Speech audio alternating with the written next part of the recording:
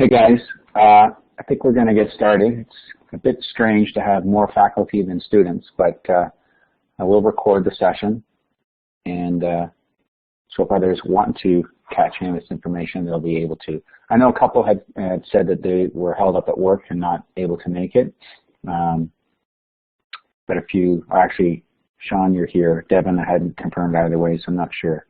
But hey, as you can see, our agenda is in front of us, and not too much complicated stuff to get through. Just want to reinforce a few things and talk to you a little bit about the second year as it's shaping up.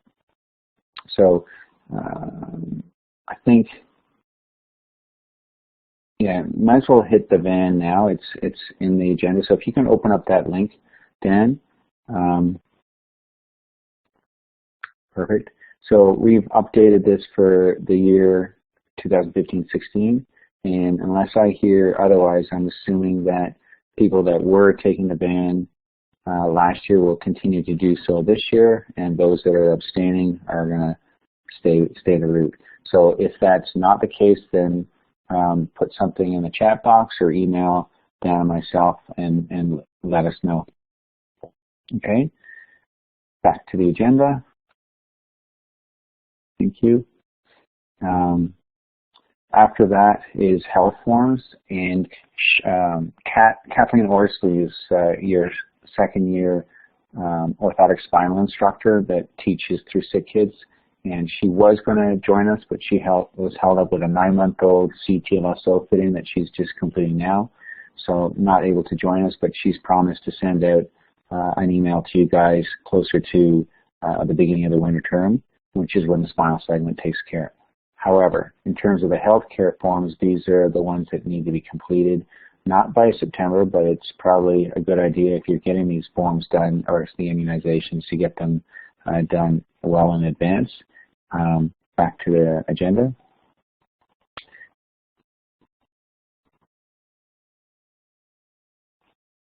Thank you. So it's important that you have these forms completed by your first class in January. It's something that Kat will be picking up on your first day. So don't give them to me, hang on to them, and just give yourself a reminder so that you remember to bring them for that first class in January. Good news is the Shidok health forms do not need to be renewed for your second year, so that's status quo. And some of you have been replying to my class list demographics, so I appreciate you having done that. Please try to get that completed.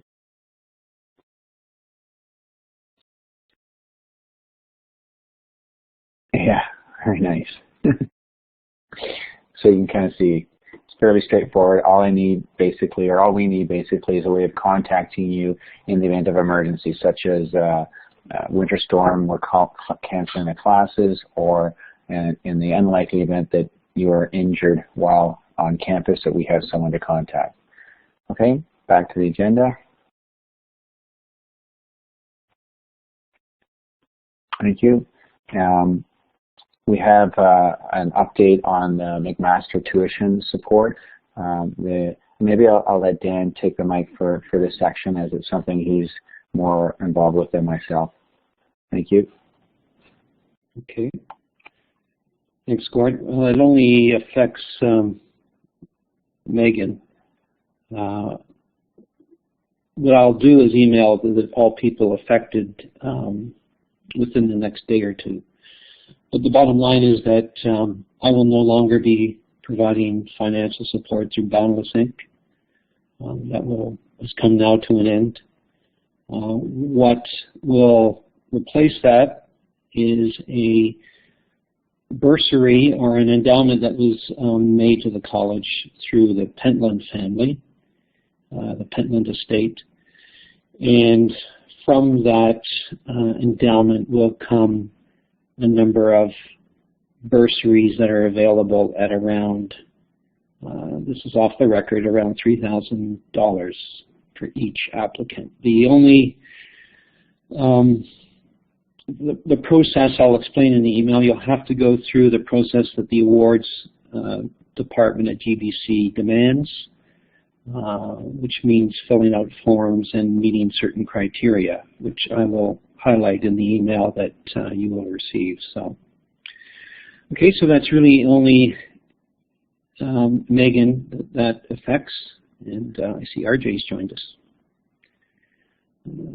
Okay, Gord, I think that's all I have to say. I think you saw the draft of the email I'm sending out later. I think you and Amy have made some comments, so I'll be sending that out to I think there's 6 or 7 current co-enrolled students.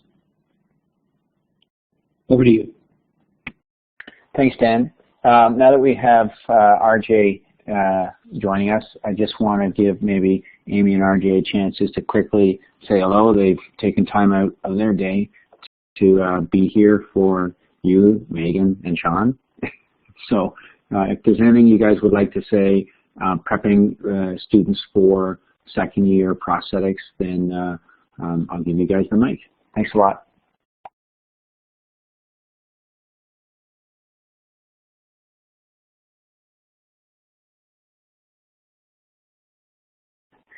Okay, stop being so shy. I think Dan's given me moderator status so I can talk when Gord's talking, which doesn't usually talk. I'll let RJ speak to you guys mostly about the prosthetics, as he's going to be doing the majority of that instruction for the lower extremity. You guys will have a couple of guests, Gary doing hips, and then your upper extremity stuff is done through Glowview with Brad and Sandra. The one comment I guess I can tell you guys is the lab.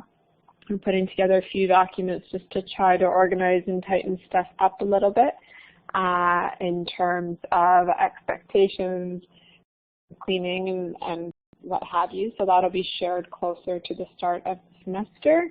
But for the most part, everything will be operating as per usual with Dan and myself on Mondays and Kevin in there on Tuesday morning. I don't think there's really anything else to share with you guys at this point, so I'll give the mic up.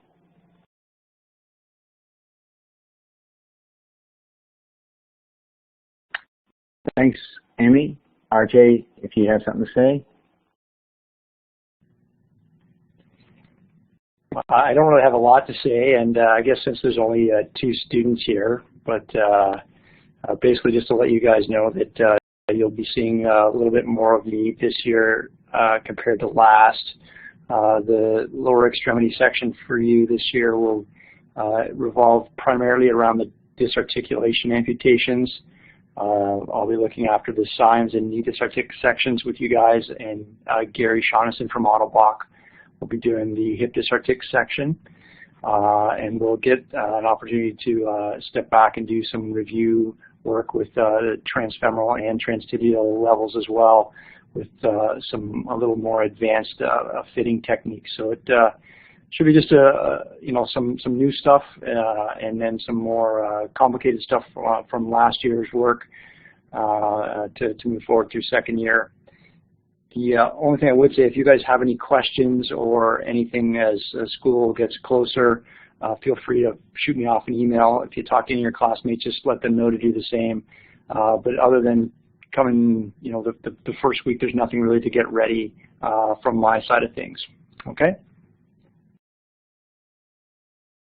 Thanks a lot, Amy. RJ, you're welcome to stick around, but if you have other things, then you can go. The rest of what we're presenting is not going to be new material for you, so I appreciate you taking the time to join us. And yeah, if there's any questions, people know how to get in touch with you. Thank you. So moving on, we have to organize grand rounds again for the next year, and Dan's got the next spreadsheet ready for us.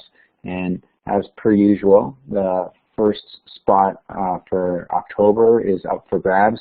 If people have a topic in mind, or if you already started working on this, if you could let us know, then you could have that first spot.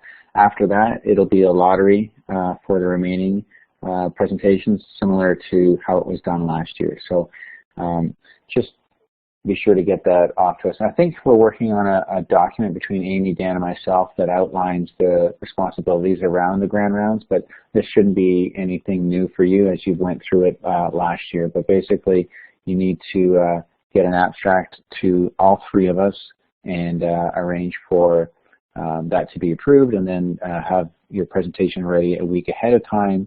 And your responsibility to contact us to set up that presentation date, which is usually on the Thursday, Friday morning, the week before Grand Rounds. And yeah, I think that's it. I see Christina has joined us. She was able to get back from her vet appointment on time. That's great. Research project.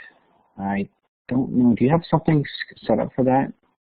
I know we have a document for that, Dan. I don't know that I put it into this orientation session, but if not, I'll make sure that we get something out to you ahead of school starting so that you're aware of what that entails. I don't know, Dan, do you want to add anything to that at this point? I don't think I've distributed, we updated it, but I'm pretty sure we updated it. I don't think we've distributed it as of yet unless someone specifically asked me ahead of time, so I'm not totally sure, but it's something we should do sooner than later. Yeah, that's my feeling. I think each student needs to think about what topic they'd like to present. It can be done in pairs, and then we can also distribute the submission form for approval. So the faster the class gets that done, the better for us and better for them. Yeah, I'll make a note to get that out, I'd say within a week, and it's something I'll come back to on our first face-to-face orientation session, which will be your first day of classes after Labor Day. And if you're going to be working in pairs, it's because the project you're doing is a little bit bigger in size, and it would be more, I guess, equitable to have a group or a small group working on this project. Some examples of research projects done in the past, I can share those with you at our orientation, but there's a few good ones that have taken place over the last couple of years. Yeah, but I'll get you more of that information on our September 9th orientation. Okay, so if there's questions, you can put your hand up or put something in the text box. We'll probably, well, if it's not presenting, we'll be able to catch what you're writing and be able to reply. Okay, next slide, please.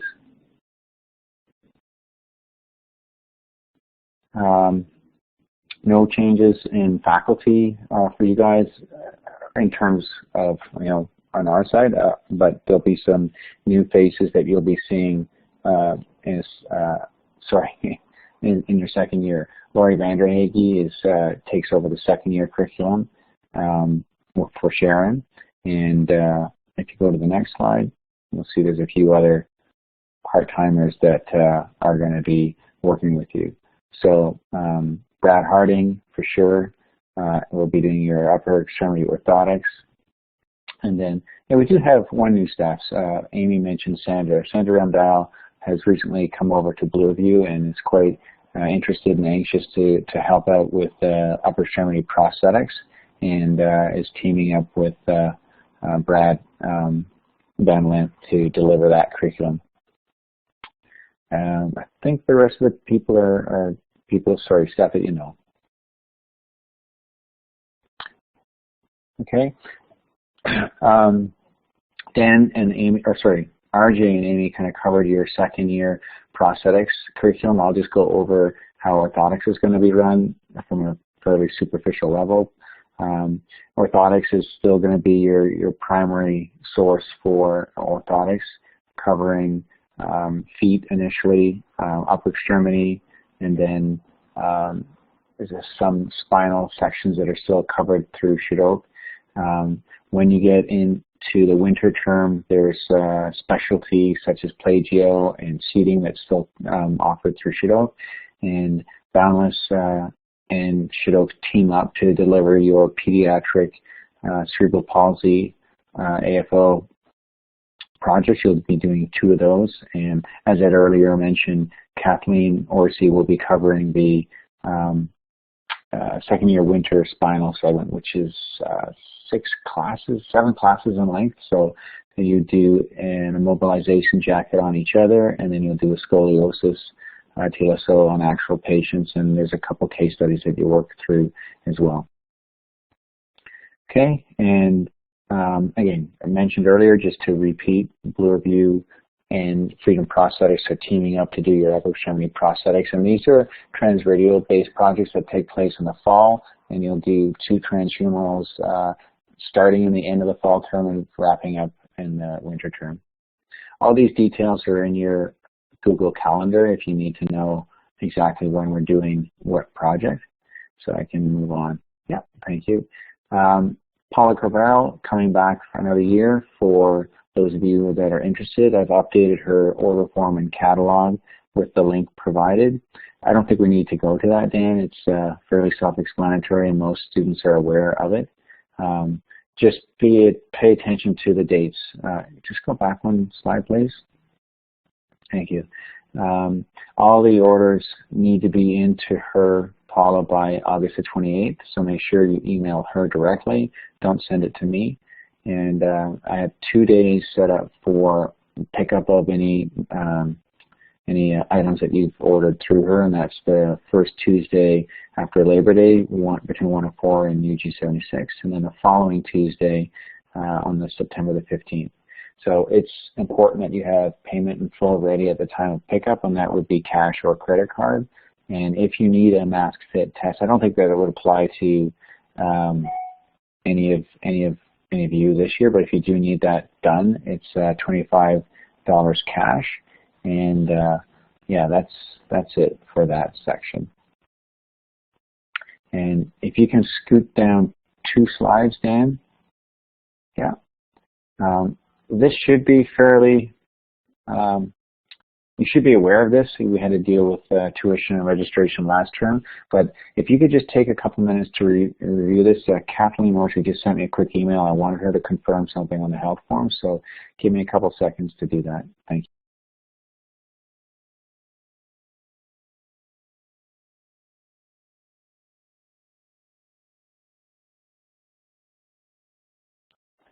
Okay, I'm back.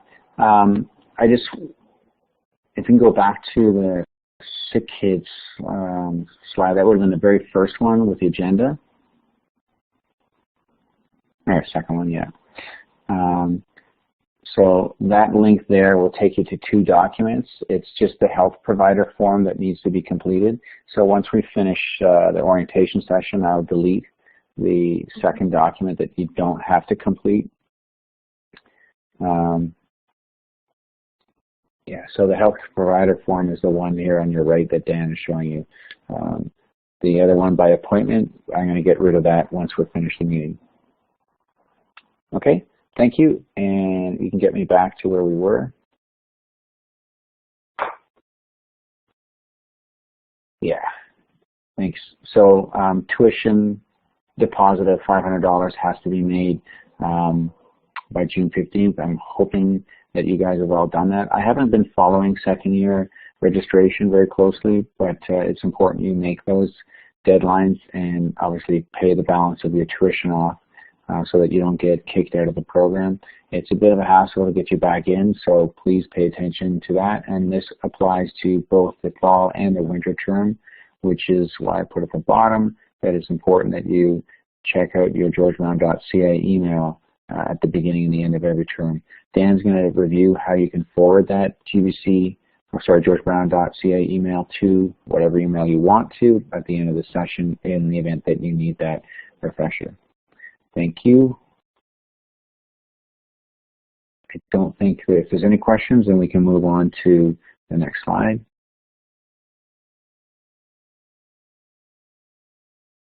What a perfect segue.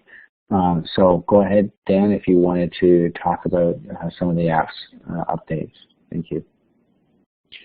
Yeah, I'll do this quickly because I think they're all aware of these things. The main things that I wanted to draw your attention to, which I think you know already, is that your group address, email address for your class has changed to secondyear.clinical@gbcpndo.com. The calendars you should see are of course, your second year calendar and GBC dates. You are likely not able to see the first year calendar anymore.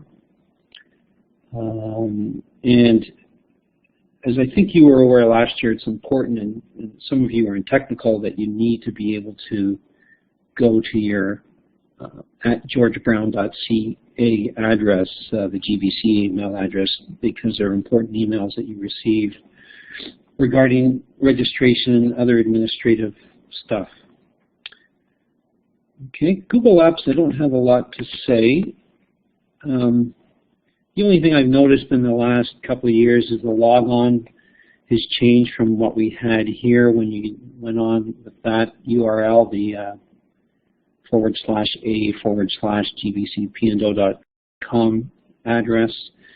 And they've integrated a lot of the logons with Google accounts. So I think the only thing you have to be careful of is switching between Google addresses that you have, or Google-based email addresses, and that you don't get them mixed up.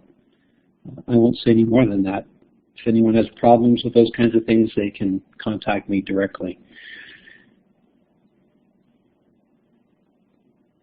One thing they have done is, just recently, you can, when you go to the app checkerboard menu here, you can actually move these around and organize them the way you want. That's something new, if you haven't seen that. And you probably noticed last year that even though Drive has docs, sheets, and slides, they've actually created separate apps for those kinds of documents, which can contain all those kinds of documents within an app. Okay, so if you go now, you're in a doc and you click this top left icon here, it takes you to a list of your docs only. Okay, and you can sort them in different ways. You can find them here, but if you want to go back to your Drive, you have to click this menu on the top left and then go back to Drive. Okay, so I think you're all aware of that, but that's fairly recent, and if anyone has any issues, they can email me directly on that. These slides here, I don't think Gord shared this with you yet. If you haven't found a way to forward or you haven't put in a forward command for your GBC email address, which is the georgebrown.ca address, I've put a sequence of slides here where you use this URL at the bottom here to take you to this logon window. You use your GBC username and password, and you'll come to your webmail this way. You can set up a forwarding command so that all your GBC, all your georgebrown.ca email gets forwarded to your, let's say, your gbcpndo.com address, okay? And I've shown some slides here how you do it. You go down to the options menu, and then you set up a rule which forwards your incoming mail to the email address that you select. You can see here I've set up a rule to send all my georgebrown.ca email to my gbcpndo.com address. To make this all simple, I've set up a YouTube video to show how this is done at this link here, so you can just go there and watch how it's done if you haven't done it already. Again, I say this because it's important for you to check this email on a regular basis. Gord, that's it from my side.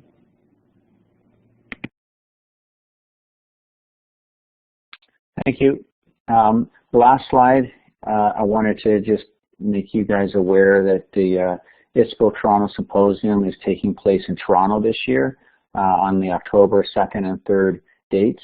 Unfortunately, the October the 2nd is a Friday, and it's a day that I haven't been able to free you guys up. So if you'd like to attend this, I've talked with ISPO Toronto to see if they could give you like a one-day student rate so that you can attend on Saturday. It's a really good session. There's some good speakers that have agreed to present for this. One Dan and I know, well, a few of them Dan and I know, but one in particular that might be of interest to you guys is Matt Ratto, a PhD out of U of T that's done a lot of work with 3D scanning and printing. Maybe you're familiar with the Uganda work he's done with pediatric upper limb amputees. So he'll be talking about some of his research results. They've done a trial of, I think, 40 patients from the Uganda, and he's working now on looking on orthotic applications of printing devices. I'm not sure what day he's presenting on, but that's just one of the speakers that I can speak to. So again, I've given you this information so you're aware of it. Unfortunately, I can't fiddle with your schedule to get that Friday free. The first year clinical students have been invited, and the second year techs will be invited as well because they have that day free. Okay, thank you. I don't know if there's any questions from the students, Megan and Sean, that are here. Oh, Christine, of course. But if you do, please grab the mic or text us and we can try and discuss that now. Otherwise, I think we can adjourn.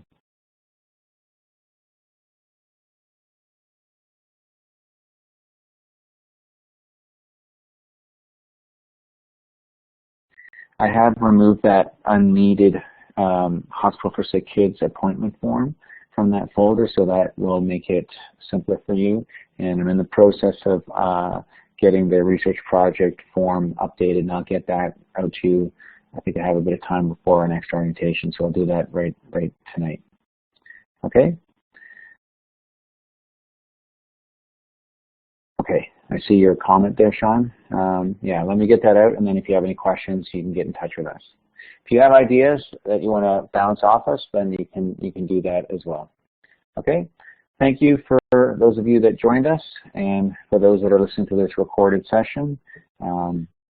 Just get in touch with us if you have any further questions. Thank you very much, and have a good evening and rest of your summer. Over and out.